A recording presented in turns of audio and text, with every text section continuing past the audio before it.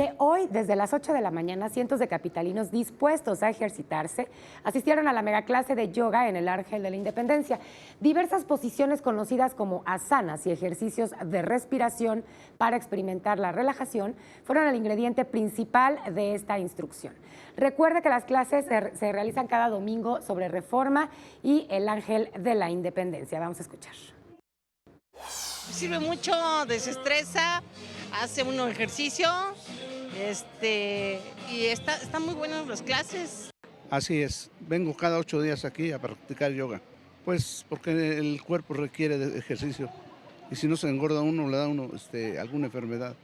Es lo más fascinante, lo más bueno para una persona que le gusta el deporte. Antes me dolían bastante los huesos, las rodillas y ahora ya no me duelen. Los practico en casa, todo lo que aprendo aquí.